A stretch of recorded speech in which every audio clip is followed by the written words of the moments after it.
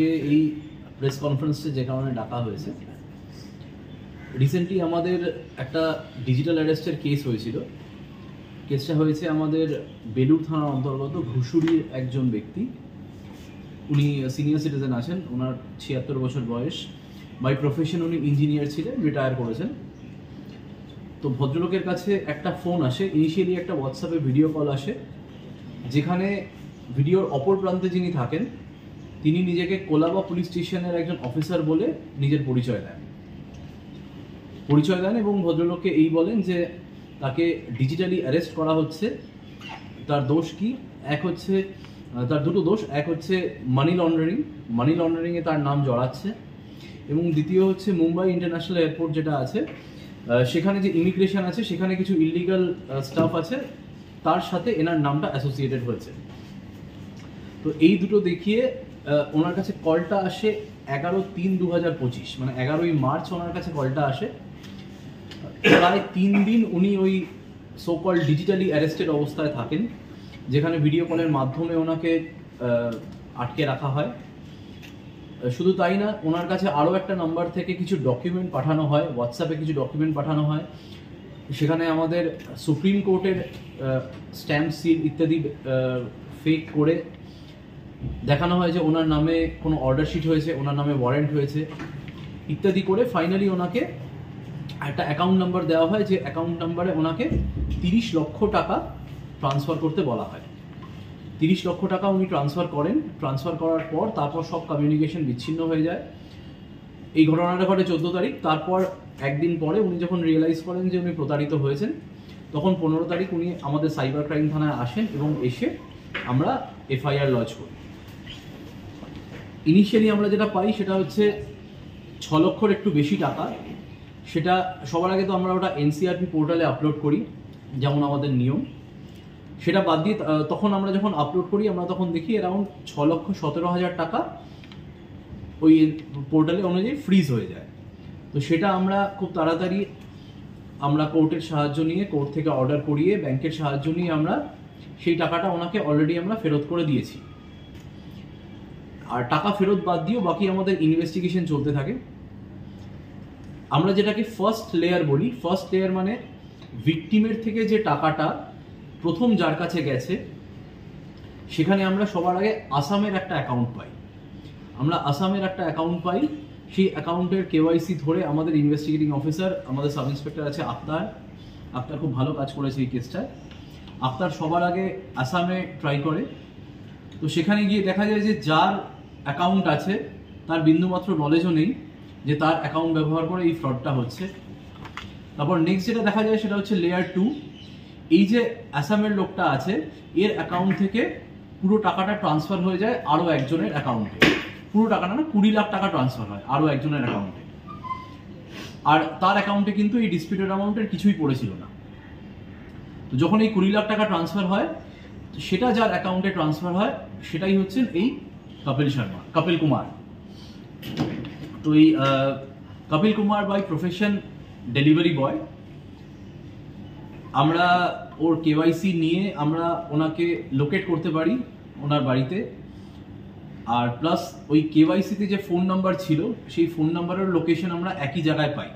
তো এটা থেকে আমরা কনফার্ম হয়ে যাই যে মানে কপিল কুমার ওখানেই আছেন, এবং সেটা ধরে আমাদের টিম রেড করে কপিল কুমারকে অ্যারেস্ট করে।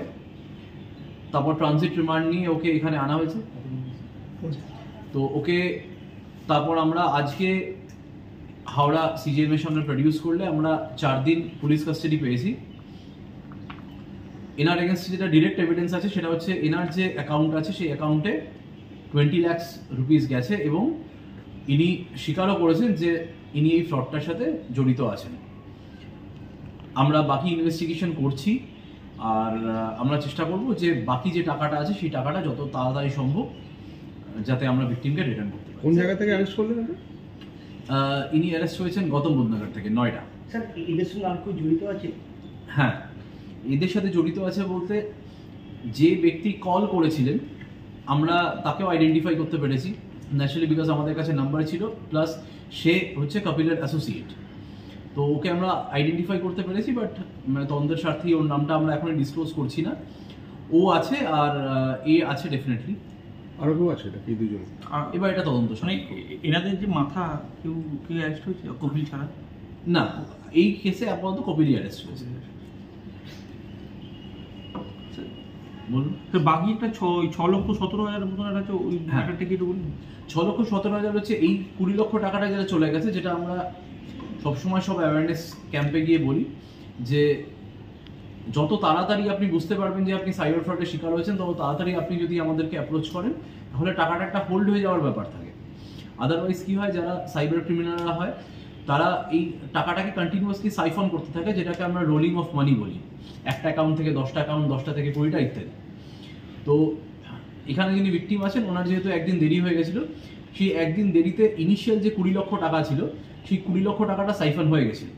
আর বাকি যে 10 লক্ষ ছিল, তার মধ্যে একটা 6,17,000 অন স্পট ফ্রিজ হয়ে যায়। মানে এনসিআরপিতে করলেই যেটা হয় সেটা ফ্রিজ হয়ে যায়। তো তার উপর বেস করে ওই টাকাটা আমরা অলরেডি ভিকটিমকে ফেরত দিতে পেরেছি। বাকি এখন जो 20 लाख मिला वो नहीं, 20 लाख मिला नहीं, मिला 20 नहीं। लाख जिनके अकाउंट में गया है वो पकड़े गए हैं। तो वो उनसे भी तो आप निकलवा ही सकते हैं। हाँ बिल्कुल, तो वो प्रोसेस जारी रहेगा, वो कोर्ट का ऑर्डर लेके हम लोग करवाएंगे। ঠিক আছে বস। যেমন এটা তো অ্যাকচুয়ালি বার করার আমাদের দুটো উপায় আছে। এক হচ্ছে এর নিজের কনফেশন, তো জিজ্ঞাসাবাদ চলবে, অলরেডি জাস্ট আমরা পিসি পেয়েছি। আর সেকেন্ড যেটা আছে সেটা হচ্ছে যে এনার ব্যাংক অ্যাকাউন্ট আর কোনো এই ধরনের সাইবার ক্রাইমে যুক্ত কিনা, বড় কোনো ভাবে অঙ্ক ট্রানজাকশন হয়েছে কি না ওটাই বলছি। এটা করার জন্য আমাদের একটা খুব সহজ পোর্টাল আছে। আমাদের একটা পোর্টাল আছে, যে পোর্টালটা মেনটেন করা হয়। তো সেই পোর্টালে যদি একই অ্যাকাউন্ট নাম্বার যদি অন্য কোনো সাইবার ক্রাইমে যুক্ত থাকে, সেই পোর্টালে কিন্তু শো করে। তো আমরা চেক করে দেখেছি, আমরা কিন্তু সেটা পাইনি। এই যে ডিজিটাল অ্যারেস্ট, অনেকেই এই রিলেটেড শিকার হচ্ছেন, তো এরা কি এই যে আপনারা র্যাকেটটাকে পেলেন, এটা কি আলাদা আলাদা কোনো র্যাকেট, নাকি আরো অনেকেই একসাথে জড়িত রয়েছে, একটা বড় চক্র কাজ করছে সারা দেশ জুড়ে, এরকম কিছু ব্যাপার আছে? দেখুন, আপাতত আমরা এই গ্যাংটায় 2-3 জনই পাচ্ছি। হ্যাঁ, এবার এরা আর কোন জায়গায় ক্রাইম করেছে এমনও হতে পারে যে আমরা তো অ্যাকাউন্ট নাম্বার দিয়ে সার্চ করছি, হতে পারে এদের আরও অ্যাকাউন্ট নাম্বার আছে। সেই সবগুলোই মানে এদের জিজ্ঞাসাবাদে আর যা যা পাওয়া যাবে। ঠিক আছে। স্যার একটু ছবিটা তো আসামে কিছু হ্যাঁ, মানে এই ক্ষেত্রে যিনি ভিডিও কল করেছিলেন, উনি পুলিশের পোশাক পরেছিলেন এবং নিজেকে কোলাবা পুলিশ স্টেশনের কোনো অফিসার হিসেবে পরিচয় দিয়েছিলেন। আচ্ছা, তার আশপাশও কি মানে পুলিশের সেই হ্যাঁ। পুলিশ স্টেশনের? বলুন। না এটা কোলাবাটা এটা কোন ডিস্ট্রিক্টে হচ্ছে? নয়ডা। না, কোলাবা মুম্বাই। আচ্ছা মুম্বাই।